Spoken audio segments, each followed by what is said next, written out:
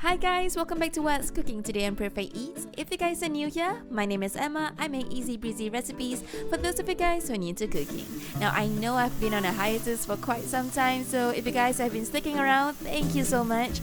And if you guys are new here, do kindly subscribe to the channel. Today I'm going to share with you some stir-fried Kailan with clams, so let's get started. So today's recipe that I'm sharing with you guys, it is fairly simple. We are using Kailan for this recipe. If you guys have any other Chinese greens that you would like to substitute in its place, it's totally fine. We're gonna start by trimming the ends and the stems of the Kailan and giving it a good quick rinse before we move on to some garlic.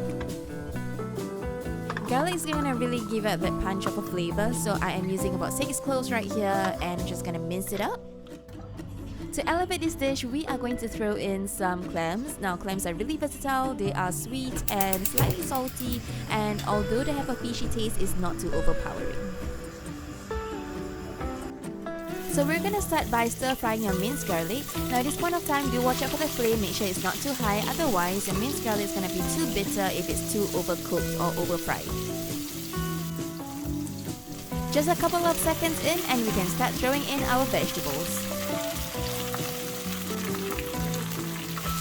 So this point of time, you kind of want to have the vegetables wilt a little bit before you start throwing in your clams. Now the clams I've gotten have already been cooked, they're just frozen, I just thaw it out. So you don't really need to spend too much time in the wok for the clams, otherwise it'll get too tough. And to top it all off, we're just gonna add some seasoning like salt and pepper. And we've come to the end of our recipe for today. Stay tuned for more easy breezy recipes from Perfect Eats and watch out for us on YouTube as well as on Instagram. Thank you for watching. Bye!